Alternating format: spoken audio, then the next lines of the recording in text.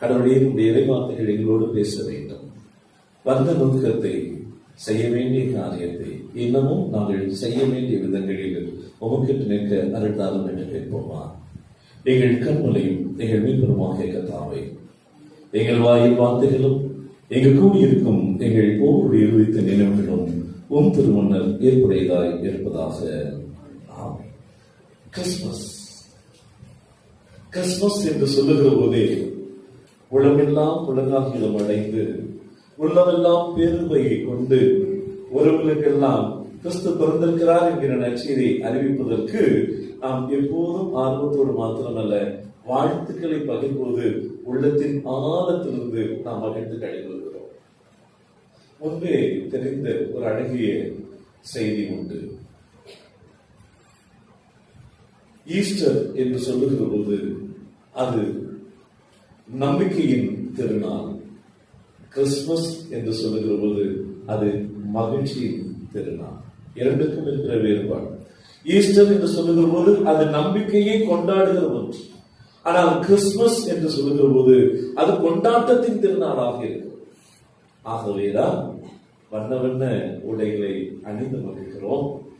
ஆலயத்தை, இல்லத்தை அலங்கரித்து கொண்டாடுகிறோம். சுவையாக கண்களுக்கும் காதுகளுக்கும் நம்முடைய நாவிற்கும் சுவையாக பல்வேறு காரியங்களை கொடுத்து மகிழ்கிறோம். பெற்று மகிழ்வது கூட அதை காட்டிலும் கொடுப்பதில் தான் சுகம் அதிகமாக உண்டு. கொடுத்து கொடுத்து மகிழ்வதிலே இந்த கிறிஸ்துமஸ் நமக்கு எப்போதும் துணை இருக்கு. ஆகவே கிறிஸ்துமஸ் கொண்டாடுவதற்கு இதன் நற்செய்தி அறிவித்த போது அது எப்படி இருந்தது என்பதை நாம் வாசிக்க கேட்டோம். லூக்கா நற்செய்தி நூல் 2வது அதிகாரம் வாசிப்போம். 13ஆம் திருவாக்கியம். அந்த சனமே பரமசேனையின் திரள் அந்த தூதனுடனே தோன்றியது. எந்த சமயத்தில் தோன்றியது?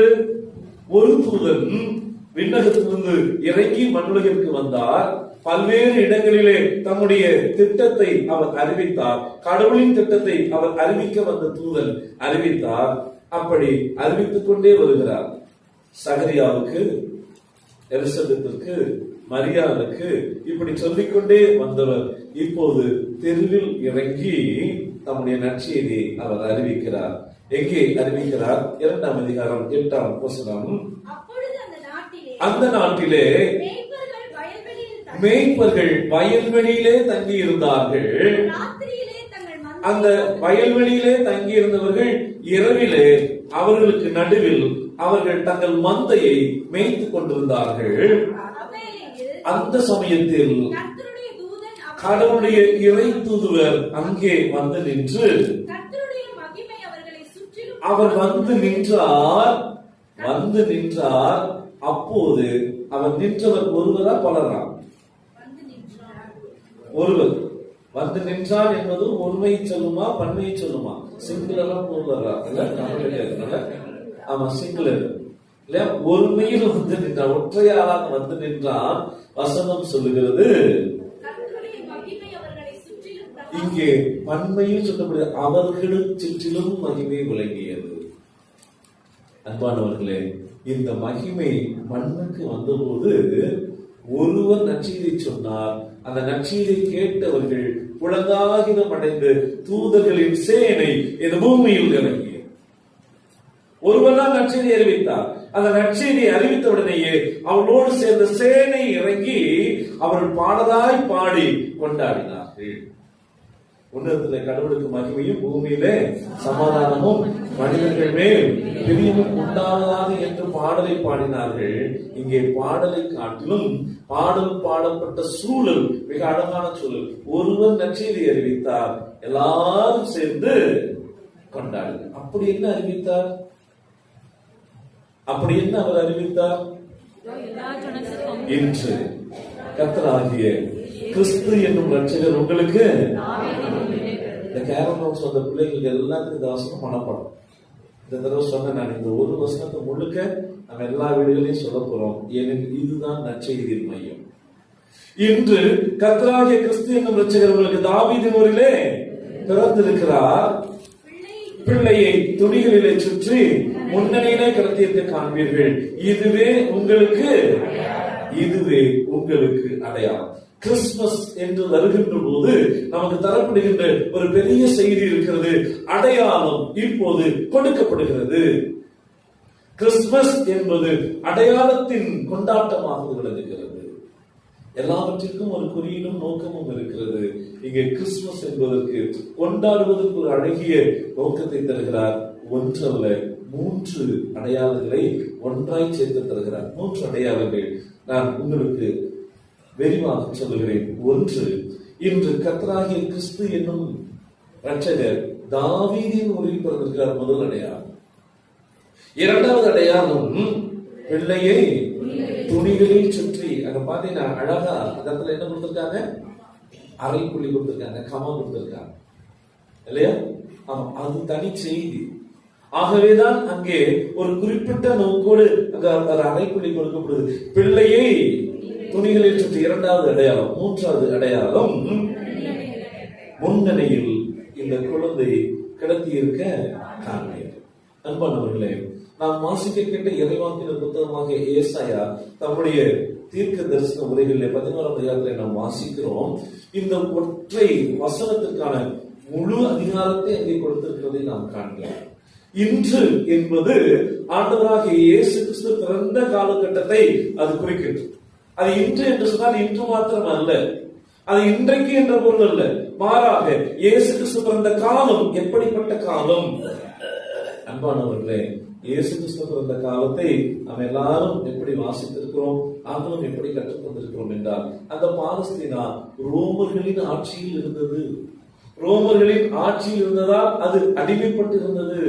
அடிமைப்பட்டிருந்ததனால் மக்கள் எல்லாம் தன்னுடைய நிலங்களை வளங்களை எல்லாம் சூறையாட கொடுத்தவர்களாக பரிதாப நிலையில் இருந்தார்கள். இப்படித்தான் ஒரு பகுதியில் நாம் வாசித்துக் கொண்டே இருக்கிறோம். கண்டிப்பாக அதுவும் ஒரு பார்வை தான். ஆனால் இன்னொரு பார்வை இருக்கிறது. இந்த ரோம அரசு பல்வேறு ஆயத்தங்களை செய்திருந்தார்கள். பல்வேறு நிலைகளில் கிறிஸ்து பிறப்பதற்கான ஆயத்தங்கள் இந்த ரோமர்களின் காலத்தில் செய்யப்பட்டிருந்தது. ஏனெனில் இந்த நற்செய்தி உலகம் முழுவதும் கொண்டு செல்லப்பட வேண்டும். ஆகவே சாலைகள் தேவை. அந்த நாட்களில் சொல்லப்படுகிற அழகான ஒரு பழமொழி ஒன்று, all roads leads to Rome. இந்த நற்செய்தி எங்கும் கொண்டு செல்லப்படுவதற்கான பாதைகள் அமைக்கப்பட்டிருக்கிறது. முதல் செய்தி. அடுத்தது, இந்த நற்செய்தியை விரைவாக கொண்டு செல்வதற்கு சாலைகள் மாத்திரமல்ல, அஞ்சல் என்கின்ற முறைமை பயன்படுத்தப்பட்டிருக்கிறது. ஆகவே இந்த காரியங்கள் கடிதங்களாக நற்செய்தியாக பல்வேறு நிலைகளிலே இவைகள் கொண்டு போகப்பட்டவைகள். அடுத்ததாக இன்னமும் நிறைய வணிகம் என்கின்ற அடுத்த ஒரு துறை இருந்தது. அன்பானவர்களே, இந்த உலகத்தில் பல்வேறு நிலைகளிலே தொடர்புகளும் கலாச்சார பரிமாற்றங்களும் பல்வேறு நிலைகளிலே உறவுகளை ஏற்படுத்தியது இருக்கிறது என்று சொன்னால் அது அடித்தளத்தில் வணிகம் துறையாக இருக்கும். ஆக வணிகம் வளர்ந்திருந்தது. கப்பல்களிலே இன்னுமாக சுமை உந்துகளின் வழியாக பல்வேறு நிலைகளிலே இப்படிப்பட்ட பயணங்கள் அங்கே இருந்து கொண்டிருந்தன. ஆகவே பல்வேறு ஆயத்தங்கள் செய்யப்பட்டிருக்கின்றன. இன்னும் நிறைய சொல்ல முடியும். அஞ்சல் வழியாக, வணிகங்கள் வழியாக, சாலை வழியாக இன்று வளர்ந்திருக்கின்ற இந்த சூழ்நிலையில் கிறிஸ்துவின் பிறப்பை இந்த தூதர் அறிவிக்கிறார். இன்று கர்த்தராகிய கிறிஸ்து என்னும் இரட்சகர். ஒவ்வொரு வார்த்தையும் இறையில் ஆழம் நிறைந்தது. அதை ஏசாயா இறைவாக்கினர் இப்படியா சொல்லுகிறார். அன்பானவர்களே, ஏசாயா இறைவாக்கினர் சொல்லுகின்ற அந்த பகுதியை ஒரு அதிகாரம் முழுக்க கிட்டத்தட்ட 11 வசனங்கள் சொல்லுகின்ற அந்த வசனத்தின் தன்மைகளை லூக்கா மிகச் சுருக்கமாக, ரத்தின சுருக்கமாக ஒரே வசனத்தில் சொல்லுகிறார். அவர் கர்த்தராகிய கிறிஸ்து என்னும் மீட்பர் பிறந்திருக்கிறார். அதான் இங்கே அழகாய் சொல்லப்படுகிறது. இந்த கிறிஸ்து யார்? கிறிஸ்து என்றால் என்ன பொருள்? ஏசாயா 11ஆம் அதிகாரம் 2ஆம் திருவாக்கியம், ஞானத்தையும் உணர்வையும் அருளும் ஆவியையும், ஆலோசனையும் பலனையும் அருளும் ஆவியையும், அறிவையும், கர்த்தருக்கு பயப்படுகிற பயத்தை அருளும் ஆவியையும், கர்த்தருடைய ஆவியார் அவர் மேல் ஆவியாருடைய அபிஷேகத்தை உடையவராக இந்த கிறிஸ்து இருக்க போகிறார். ஆகவே கிறிஸ்து என்று சொன்னாலே அபிஷேகிக்கப்பட்டவர், அருள்பொழிவு ஆற்றப்பட்டவர் என்கின்ற பொருள் உண்டு. என் அன்புக்குரிய திருச்சபையே, கிறிஸ்துவின் பிறப்பில் அறிவிக்கப்பட்ட செய்தி ஏசாயா இறைவாக்கினர் ஒரு வசனம் முழுக்க 2 வசனங்கள் அவர் எடுத்துக்கொள்கிறார். கர்த்தருக்கு பயப்படுதல் அவருக்கு உகந்த வாசனையாக இருக்கும் என்று சொல்கிற வரைக்கும் அங்கே சொல்லப்படுகின்ற செய்தி இருக்கிறது. அவர் கிறிஸ்துவாக வருகிறார், ஏனெனில் அவர் ஆவியினால் அவர் அருள்பொழிவாற்றப்பட்டவராக இருக்கிறார். இன்று கர்த்தராகிய கிறிஸ்து, கர்த்தர் என்று சொன்னால் இன்னும் அழகிய பொருள் இருக்கிறது, அவர்தான் படைப்பாளர் என்று. ஆகவே படைப்பில் இருந்த ஆண்டவராகிய இயேசு கிறிஸ்து, படைப்பின் போதே பிதாவாகிய கடவுளோடு ஒன்றித்திருந்த ஆண்டவர், அந்த ஆண்டவராகிய இயேசு கிறிஸ்து இப்போது எப்படி வருகிறார் என்றால் கிறிஸ்துவாக வர இருக்கிறார். அடுத்த செய்தி வருகிறது, கர்த்தராகிய கிறிஸ்து என்னும் மீட்பர் வருகிறார். அவர்கள் மீட்பராக யாரை எதிர்நோக்கி இருந்தார்கள் என்றால் மேசியா என்கின்ற ஒருவரை அவர்கள் எதிர்நோக்கி இருந்தார்கள். அந்த மேசியா எந்த வழியில் வர வேண்டுமா? இன்று கர்த்தராகிய கிறிஸ்து என்று ரட்சகர் உங்களுக்கு தாவீதின் வழியில் அவர் பிறந்திருக்கிறார். தாவீதை நினைத்து, தாவீதின் வம்சத்தை நினைத்து, கிறிஸ்துவை நினைத்து, இன்னமும் கர்த்தரை நினைத்து ஒற்றை வரியில் ஏசாயா 11ஆம் அதிகாரத்தின் ஒட்டுமொத்த செய்தியை சுருக்க சொல்லுகிறார். ஈசாயி என்னும் அடிமரத்திலிருந்து ஒரு துளிர் தோன்றும், ஜெஸ்ஸியின் வம்சத்தில் ஒருவர் வர இருக்கிறார். இந்த ஜெஸ்ஸி தாவீதின் தந்தை. அந்த தந்தை தன்னுடைய வம்சத்தில் இப்படி ஒரு காரியம் நடக்கும் என்பதை குறித்து அவர் அறிந்திருக்கவே இல்லாத சூழ்நிலையில் தான் அதன் பிறகு அவர் காணுகின்ற காட்சியின்படி அல்ல, கடவுளின் காட்சியின்படி அவர் நடத்துகிறார் என்பதை ஈசாயின் காலத்திலேயே அவர் தெரிவித்திருக்கிறார். ஆகவேதான் இப்படி சொல்லப்படுகிறது. இன்று கர்த்தராகிய அருள்பொழிவாற்றப்பட்டவர் ஞானத்தினாலும் உணவினாலும் வரும் ஆவியையும் ஆலோசனையும் பலனையும் வருகின்ற ஆவியையும் கர்த்தருக்கு பயப்படுகிற பயத்தை அருளப்படுகின்ற ஆவியுடைய கிறிஸ்து வருகிறார். அவர் எப்படிப்பட்டவராக வருகிறார்? அவர் எங்கிருந்து வருகிறார்? தாவீதின் வம்சத்தில் வருகிறார். தாவீதின் வம்சத்தில் வருகிறார். ஏன் வருகிறார்? அவர் மேசியாவாக வருகிறார். ஆகவேதான் அந்த பகுதி பிற்பாடு சொல்லப்படுகிறது, அவர் ஆளுகை செய்கிறவராக வருகிறார். அவர் ஆளுகை செய்கிற போது எப்படி ஆளுகை செய்வார் என்பதை குறித்து இந்த பகுதி சொல்லுகிறது. 3ஆம் வசனத்தை வாசிப்போம். கர்த்தருக்கு பயப்படுதல் அவருக்கு உகந்த வாசனையாய் இருக்கும். இங்கே கவனியுங்கள், தாவீதின் சிங்காசனம் உருவாக்கப்படுகிற போதே நடக்கின்ற நிகழ்ச்சி. அவர் கண் கண்டபடி முடிவெடுப்பதில்லை. நியாயம் செய்வதுனா என்னது? முடிவெடுப்பது இல்லையா? நியாயம் செய்வது என்னது? முடிவெடும். அவர் கண் கண்டபடி நியாயம் தீர்ப்பதில்லை. சவுல் வருகிறார். சவுலை இனிமேல் அரசராக நீ வைத்திருக்க முடியாது. ஆனால் அந்த அருள்பொழிவை மாற்றவே முடியாது. ஆகவே சாமுவேல் பெத்லகேமுக்கு விருந்துக்கு வருவதை போல வருகிறார். வருகிறேன் என்று சொன்ன போது இந்த ஈசாயும் மற்றவர்களெல்லாம் கதிகலங்கி போய்விடுகிறார். என்னமோ தெரியவில்லை, தாவீதின் வம்சம் தலையெடுக்கிறது என்று சொன்னாலே எல்லாருக்கும் என்னாகி விடுகிறது? கதி கலங்கி விடுகிறார். அவருடைய கதியெல்லாம் கலங்கி போனவர்களாக இருக்கிறார். அவர் கேட்கிறார், நீங்கள் வருவது சுகம்தானா? அவர் சொல்லுகிறார், நான் வழியில வருகிறேன். ஆனா வந்த நோக்கம் கடவுள் ஒருவரை காட்டுவார், அவரை என்ன செய்ய வேண்டும்? அபிஷேகிக்க. ஆகவே கடவுள் காட்டுகிறவரை அடையாளம் காண்பதற்காக இந்த சாமுவேல் போகிறார். போகிற போது அவருடைய பிள்ளைகளை பார்த்து முடிவெடுக்கிறார். நன்றாக உயரமாக கம்பீரமாக காட்சியளிக்கிறார். இவன் தான் கடவுள் தெரிந்து கொள்ளப்பட்டவர் என்றார். ஏனெனில் அதற்கு முன்பு கண்கண்டபடி முடிவை எடுத்தார். சவுலுக்கு அவனுடைய தோளுக்கு கீழே எல்லாரும் இருந்தார்கள், அவன் தோளுக்கு மேல் ஒருவர் கூட இருக்கவில்லை. ஆகவேதான் இங்கே எப்படிப்பட்ட செய்தி வருகிறது? 3ஆம் வசனத்திலே நாம் வாசிக்கிறோம், அவர் தமது கண் கண்டபடி முடிவெடுக்கவில்லை. அவர் தம் கண் கண்டபடி முடிவெடுக்காமல் சிவந்த மேனியும் பார்ப்பதற்கு அழகிய தோற்றம் உடைய, ஆனால் அரசன் என்று சொல்கிறவன் கம்பீரமாக பார்க்கின்ற போதே பயத்தை உருவாக்குகிற அளவுக்கு தோற்றமுடையவனாக இருக்க வேண்டும் என்பதுதான் அன்று கண்கண்ட நியதி. ஆனால் தாவீதை உருவாக்குகின்ற போதே தன் கண் கண்டபடி முடிவை எடுக்காமல், தன் காது கேட்டபடி முடிவை எடுக்காமல், கடவுளின் சித்தப்படி முடிவை எடுத்துவிட்டவர் தாவீது. அந்த வம்சத்தில் வரப்போகிறவர் வருகிறார். இவ்வளவு பெரிய பகுதி, அதை இன்னும் நாம் ஆழ்ந்து படிக்கலாம். அது நிறைய தனி செய்தியாக. இந்த தாவீதின் வம்சத்தில் வருகிறவர் தான் எதிரும் புதிருமாக இருக்கிறவர்கள் ஒன்றாக வாழ வேண்டிய கிறிஸ்துவனுடைய இறையாட்சியின் மாதிரி அங்கே முன்னே வைக்கப் போகிறார். எப்படிப்பட்ட ஆட்சி அது? அது ஆட்சி என்பது எதிரும் புதிருமாக இருக்கின்றவர்கள் ஒன்றாக இருப்பது. எவர்கள் வாழ்வை அழிக்க வேண்டும் என்று நினைக்கிறார்களோ அவர்களுக்கு நடுவில் வாழ்வை இழந்தவர்கள் ஒன்று கூடி வாழ்கின்ற மன மகிழ்ச்சி. அது எப்படி சாத்தியமாகும்? இஸ்ரேலுக்கும் காசாவுக்கும் நடுவே நடந்து கொண்டிருக்கக்கூடிய ஹமாஸுக்கும் நடுவே நடந்து கொண்டிருக்கிற போர் சூழலில் தான் இப்போது நாம் புரிந்து கொண்டிருக்கிறோம் இந்த கிறிஸ்துவுக்கு எங்கே இடம் இருக்கிறது. ஆனால் கிட்டத்தட்ட 3 ஆண்டுகளுக்கு முன்பே இந்த நாளுடைய தலைப்பை இந்த திருச்சபை மாமன்றம் நமக்கு தந்திருக்கிறது. Christmas finding space for the Prince of Peace. கடந்த சில வாரங்களுக்கு முன்பு வெள்ளூர் பேராயத்தின் பேராயர் இப்படியாய் கிறிஸ்துமஸை குறித்து சொல்லியிருந்தார்.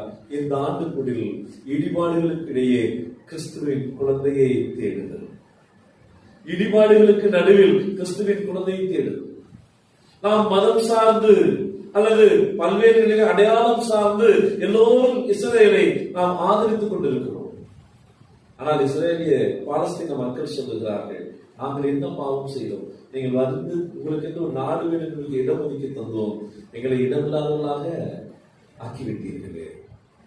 Finding space for the Prince of Peace.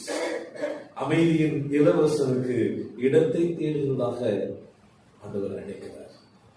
கொஞ்சம் யோசித்து பார்த்தால் ஆச்சரியமாக இருக்கிறது. அதெல்லாம் ஆண்ட பரம்பரை என்று சொல்லி பீற்றுக் கொள்கிறோம் பல சமயங்களில். எல்லாருமே கிட்டத்தட்ட நாம் சொல்கிறோம், நாங்கெல்லாம் எங்க காலத்துல அல்லது வரலாறு சொல்கிறது எங்கள் முன்னோர்களாம் யாருங்க?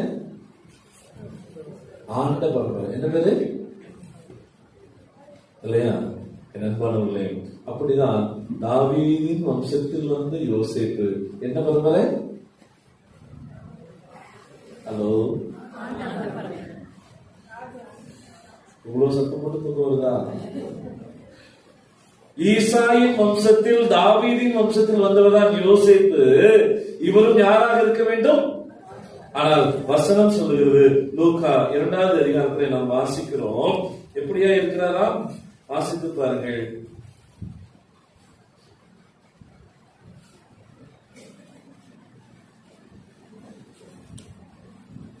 அப்பொழுது யோசேப்பும் நான் தாவீதின் வம்சத்தானும் குடும்பத்தானுமாய் இருந்தபடியினாலே வாசிங்க. தனக்கு மனைவியாக நியமிக்கப்பட்டு கர்ப்பவதியான மரியாளுடனே குடிமதிப்பு எழுதப்படும்படி கலிலேயா நாட்டில் உள்ள நாசரேத்தில் உள்ள யூதேயா நாட்டில் பெத்லகேம் என்னும் ஊருக்கு போனார்கள். அவ்விடத்திலே அவர்கள் இருக்கையிலே பிரசவ காலம் நேரிட்டது. 7வது வசனத்திலிருந்து வாசிப்போம். அவர் தன் முதல் பேரான குமாரனை பெற்று சத்திரத்திலே அவர்களுக்கு ஆண்ட பரம்பரையாகிய யோசேப்புக்கு அவருடைய சொந்த ஊராகிய பெத்லகேம்ல சொந்த வீடு வாடகைக்கு கொடுப்பதற்கும் அங்கே இடம் என்ன செய்யும் இல்லையா? ஈசா என்னும் அடிமரத்திலிருந்து ஒரு துளி தோன்றி அதிலிருந்து வருகின்ற கிளையிலே இந்த யோசேப்பு வருவார். ஆனால் யோசேப்புக்கோ சொந்த வீடு இல்லை. அவர் போய் சொந்த வீடு மாத்திரம் அல்ல, சத்திரத்திலே தங்குவதற்கு இடம். என் அன்புக்குரியவர்களே, கிறிஸ்துவின் பிறப்பு நமக்கு தருகின்ற பெரிய செய்தி இருக்கிறது. ஆண்டு பரம்பரையாக இருந்தாலும் சொந்த வீடு இல்லாமல் இருக்கின்ற சூழ்நிலைகளில் உலகத்தின் மீட்புக்கு என்று நாம் சிந்திக்க வேண்டும். எனக்கு சொந்த வீடு இல்லை, ஆனால் அங்கே போகிற போது வாடகைக்கு கூட இடம் கிடைக்க இல்லாத சூழ்நிலை.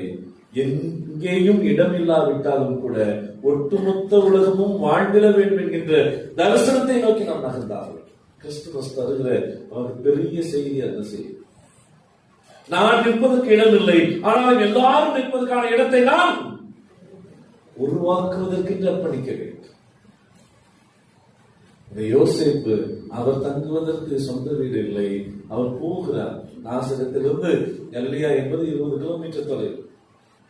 அந்த 20 கிலோமீட்டர் தொலைவுக்கு அவர்கள் ஒரே நாளிலே அவர்கள் பயணித்திருக்க வேண்டும், அல்லது 2 நாட்கள் அவர் பயணம். ஏனெனில் ஒழுங்காத நிலைமையில் இருக்கிற, எப்போது பிரசவம் என்று தெரியாத நிலையில் இருக்கிற இந்த மரியாதை கூப்பிட்டுக் கொண்டு சொந்த ஊருக்கு போகிறார். ஆனால் வரலாற்றில் சொந்த ஊரில் போய் சென்சஸ்ல குடிமதிப்பில் தன்னுடைய பெயரை பதிவு செய்ய வேண்டும் என்கின்ற குறிப்புகள் காணப்படவில்லை. ஆனால் இந்த யோசேப்பு அவர் அங்கே போகிறார் என்கிற செய்தி மட்டும் நமக்கு கிடைக்கிறது. என் அன்பானவர்களே, இந்த நிலையில் தான் ஒரு அழகிய செய்தி வருகிறது. தாவீதின் ஊரில் பிறந்திருக்கிறார். அடுத்த செய்தி என்னது? பிள்ளையை துணிகளிலே சுற்றி. கடந்த மெழுகுவர்த்தி பாடும் வழிபாட்டின் போது இந்த பிள்ளை ஏன் துணிகளிலே சுற்றப்பட்டிருக்கிறது என்கின்ற அடையாளத்தை மேய்ப்பர்களுக்கு சொல்லுகிறார்கள் என்பதை குறித்து நாம் சிந்தித்தோம். கொஞ்சம் பேர் வந்திருந்தோம். மீண்டும் உங்களுக்கு அந்த காரியத்தை நினைவுபடுத்த விரும்புகிறேன். இந்த செய்தி மேய்ப்பர்களுக்கு கொடுக்கப்பட்டது. இந்த மேய்ப்பர்கள் யார் என்று சொன்னால், எருசலேமில் ஆடுகளை மேய்த்துக் கொண்டிருக்கக்கூடிய, எருசலேம் தேவாலயத்துக்கான ஆடுகளை மேய்த்துக் கொண்டிருக்கக்கூடிய மேய்ப்பர்கள். ஏன் எருசலேமில் இருக்கக்கூடிய இந்த தேவாலயத்துக்கான மேய்ப்பர்கள் இந்த ஆடுகளை மேய்த்துக் கொண்டிருந்தார்கள்? அன்பானவர்களே, எருசலேம் ஆலயத்திற்கு தேவையான பலியான பொருள்கள் எதுவும் பழுதற்றவைகளாக, கரையற்றவைகளாக, திரையற்றவைகளாக, காயமற்றவைகளாக காணப்பட வேண்டும் என்பதற்காக அவைகள் பாதுகாப்போடு வளர்க்கப்பட வேண்டும். அப்படி பாதுகாப்பாக வளர்க்கப்படுவதற்காக வைக்கப்பட்டிருந்தவர்கள் தான் இந்த மேய்ப்பர்கள். ஆகவே இந்த மேய்ப்பர்கள் என்ன செய்ய வேண்டும்? அந்த ஆடு குட்டி போட்ட உடனேயே குட்டியை சுற்றிலும் என்ன செய்வார்களாம்? துணியை சுற்றி வைத்திருப்பார்கள். ஆகவே மேய்ப்பர்களுக்கு சொல்லப்படுகிறது, துணியை சுற்றி வைத்திருக்கக்கூடிய ஆட்டுக்குட்டியை நீங்கள் போய் பார்க்க. இவர்கள் போய் அந்த குழந்தையை பார்க்கிறார்கள். தங்களுக்கு சொல்லப்பட்ட செய்தி அப்படியே இங்கே நிறைவேறிக்கிறது. என்ன நிறைவேறிக்கிறது? பிள்ளை துணிகளிலே சுற்றப்படுகிறது. இந்த பிள்ளை துணிகளிலே சுற்றப்பட்டிருக்கிறது என்பது நாங்கள் பலி செலுத்துவதற்காக வைக்கப்படுகிற ஆட்டுக்குட்டிகளை, இன்னமும் இந்த கால்நடைகளை அவற்றை என்ன செய்வோம்? துணிகளை சுற்றி பாதுகாப்போம். எதற்காக? இவைகள் கடவுளுக்கென்று திருப்பலியாக கொடுக்கப்பட போகிறவைகள். ஆகவே அவர்கள் பார்த்த உடனே உணர்ந்து கொண்டார்கள், ஓ, இந்த ஆட்டுக்குட்டை தான் கடவுளுக்கென்று பலியாக செலுத்தப்பட போகிறதோ. என் அன்பானவர்களே, இதே காட்சி அன்றுதான் இயேசு கிறிஸ்து சிலுவையில் மரித்த பின்பு அவருடைய உடலை என்ன செய்தார்களாம்? துணிகளிலே சுற்றி வைத்திருந்தார். அங்கேயும் இலவசம், இங்கேயும். இங்கே வாங்கியிருப்பதற்கான வாய்ப்பு இல்லை.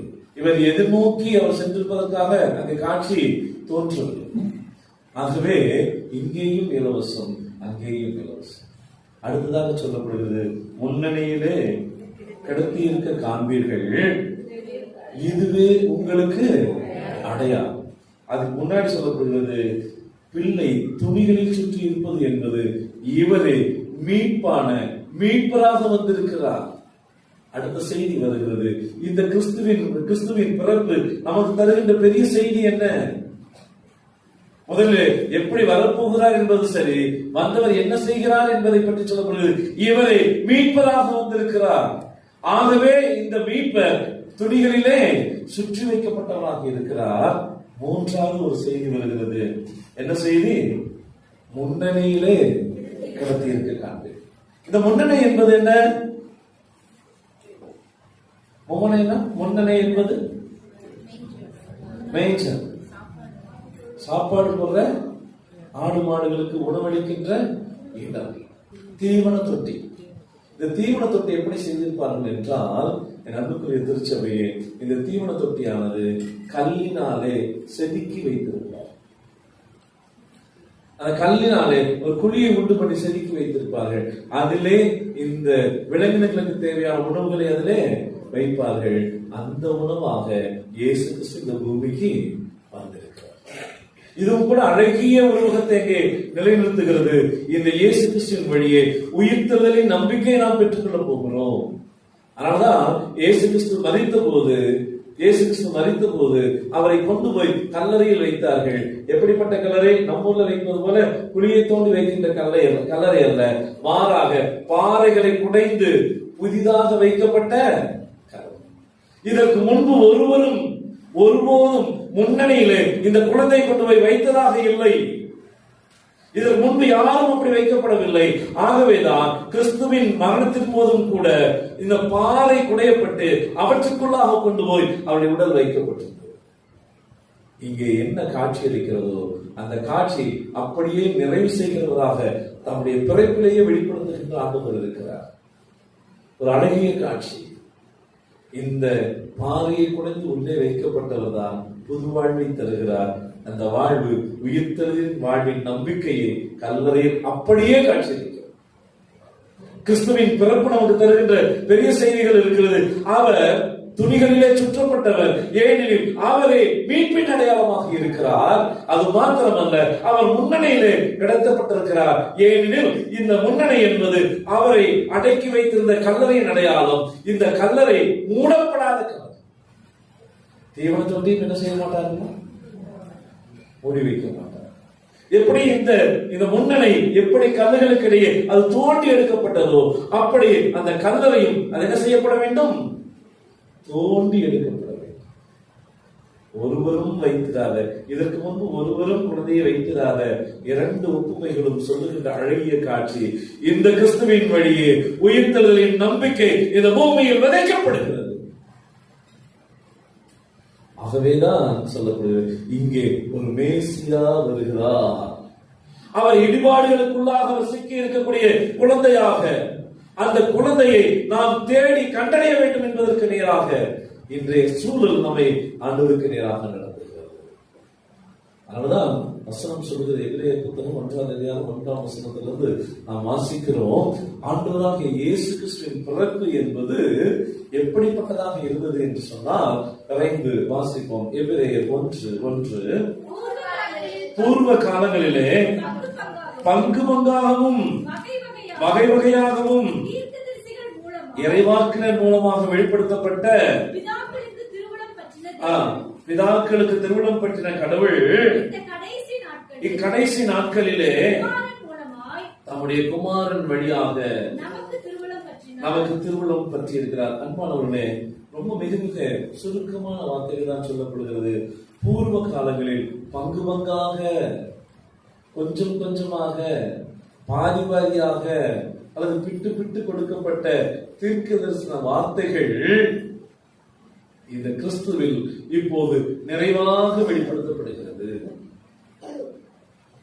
இது நிறைவாக வெளிப்படுத்தப்படுகிறது. ஏன் நிறைவாக வெளிப்படுத்தப்படுகிறது? ஏன் நிறைவாக வெளிப்படுத்தப்படுகிறது? ஏசாயா தீர்க்கதரிசி புத்தகம் 9வது அதிகாரம் 7ஆம் திருவாக்கியத்தை விரைந்து நாம் வாசிக்கிறோம். இதோ தாவீதின் சிங்காசனத்தையும் வேகமா வாசிங்க. தாவீதின் சிங்காசனத்தையும் அவருடைய அரசையும் நிலைப்படுத்தி அதை இது முதல் கொண்டு அவர் என்றைக்கும் நியாயம் தீர்க்கிறவராக இருப்பார். அதை நியாயத்தினாலும் நீதினாலும் நிலைப்படுத்துவார். அவருடைய கர்த்தத்துவம் பெருக்கத்திற்கும் அதன் சமாதானத்திற்கும் இடிபாடுகளுக்குள்ளாக சிக்கியிருக்கக்கூடிய குழந்தை இந்த உலகத்தில் ஏற்படுத்த போகின்ற மாற்றம், அவர் மேசியாவாக வருகிறார். அப்படி மேசியாவாக வருகிற போது தம்முடைய ஆளுகையை அவர் நிலைநிறுத்துகிறார். தம்முடைய ஆளுகையை நிலைநிறுத்துகிற போது அங்கே சமாதானத்திற்கு முடிவில்லாமல் இருக்கும். அதான் சொல்லப்படுகிறது. சங்கீதங்கள் 85ஆம் சங்கீதம் 10ஆம் திருவாக்கியம் இப்படி சொல்கிறது, நீதியும் சமாதானமும் ஒன்றையொன்று என்ன செய்யுமா? ஒருமுறை கல்லூரியில் இதை பற்றி பேசுகிற போது ஒரு நண்பர் சொன்னார், அப்படின்னா கொஞ்ச நேரம் தான் இருக்குமோ? நீதியும் சமாதானமும் ஒன்றையொன்று மொத்த சேர நேரம் எவ்வளவு நேரம்? குழந்தைகளுக்கு உமா கொடுக்குறது எவ்வளவு நேரம்? ஹலோ, இந்த காலையில பிரசங்கம் பண்றதுல எங்களுக்கு பெரிய சபதான். நான் இங்க வேத்து போட்டு நின்று பிரசங்கம் பண்ணிட்டு இருக்கிறேன். அங்க உள்ள நின்று அதுக்கு மேல ஏதாவது கொஞ்சம் உள்ள ஏற்பாடு பண்ணிருக்கலாம், கொஞ்சம் கருணை காட்டுங்க. அந்த ஃபேன் ஓடுது, வேற ஒன்றும் அங்கேயும் சரி இங்க வந்தா ஃபேனுக்கு எல்லாம் நிக்கிறோம்னு நினைச்சேன்.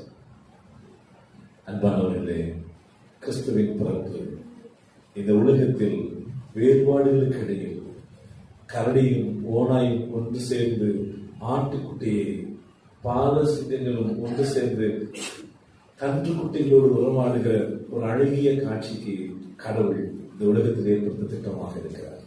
அதற்கென்று அவர் இருக்கிறார். அதனால்தான் இப்படி அழகிய காட்சி கொடுக்கப்படுகிறது.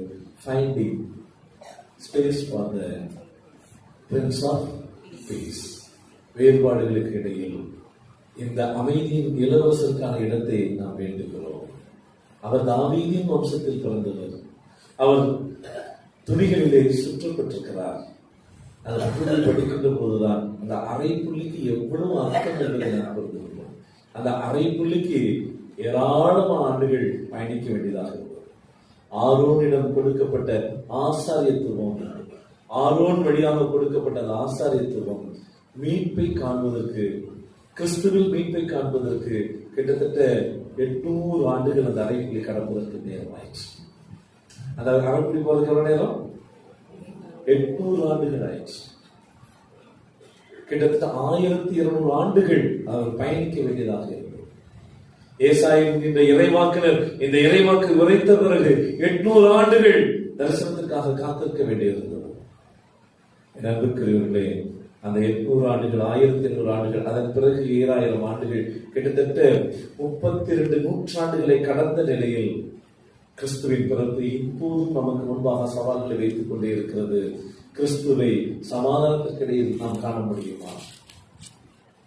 இடிபாடுகளுக்கு நடுவில் இருக்கின்ற சூழ்நிலைகளுக்கு நடுவிலே அதிகாரங்கள், ஆட்சியாளர்கள் இனமாக பல்வேறு விதமான ஸ்ட்ராட்டஜி என்று சொல்லப்படுகின்ற குறிப்பேடுகள் பல்வேறு சூழ்நிலையில் காணப்படுகின்ற நிலைகளிலே இவற்றுக்கு நடுவில் உண்மையான கிறிஸ்துவை கொண்டாடுவதற்கு இந்த உலகத்தை ஆயத்தப்படுத்த நீங்களும் நான் படைக்கப்படுகிறது. கிறிஸ்துவின் பிறப்பு ஈசா என்கின்ற அடிமரத்திலிருந்து வந்தவர் தனக்கு சொந்தமே இல்லாத சூழ்நிலையில் எல்லாருக்கும் இந்த உலகை சொந்தமாக ஆக்குவதற்கு இந்த யோசேப்பு தன்னை அர்ப்பணித்தார். கொஞ்சம் நகைச்சுவையாகத்தான் இருந்தது அதை வாசிக்கின்ற போது. ஆண்ட பரம்பரைக்கு சொந்த வீடு இல்லை, ஆனால் அத்தனை பேரும் நிலையான வீட்டுக்கு ஆயத்தப்படுத்துவதற்கு இந்த யோசேப்பு தன்னை அர்ப்பணித்திருந்தார். எத்தனை பிரச்சனை யோசேப்பு! அவமானங்கள், குழப்பங்கள், என்ன செய்ய போகிறோம் என்று முடிவெடுக்க முடியாத சூழ்நிலைகள். ஆனால் துணிந்து முடிவெடுத்தார்கள். கிறிஸ்து இந்த உலகத்தில் பிறந்தார். நாம் துணிந்து முடிவுகளை எடுக்கிறோம். நமக்கு ஒருவேளை போதுமான இடம் இல்லாமல் இருக்கலாம். நமக்கு ஒருவேளை நாம் சரியான பாதையில் பயணிக்கிறோமா என்பது கூட தெரியாமல் இருக்கலாம். ஆனால் எப்படிப்பட்ட சூழ்நிலைகளும் கடவுளுடைய தூதர்கள் நம்முடைய இடைப்பட்டுக் கொண்டே இருக்கிறார். நாம் நற்செய்தி அறிவிக்கின்ற போது கூட்டமாய் கூடி ஆண்டவராகிய கிறிஸ்துவின் நற்செய்தியை நாம் பாடி கொண்டாடுவதற்கு ஆண்டவர் நம்மை அழைத்திருக்கிறார். கண்களை மூடுவோம். அந்த சமூகத்தில் நாம் அத்தனை பேரும் எழுந்திருப்போம். இந்த நற்செய்தியை அறிவிக்காமல் இருந்து விட்டால் நான் கிறிஸ்தவனே இல்லையே சுவாமி. எல்லாரும் எழுந்திருப்போமா? எல்லாரும் எழுந்திருப்போம். மீண்டும்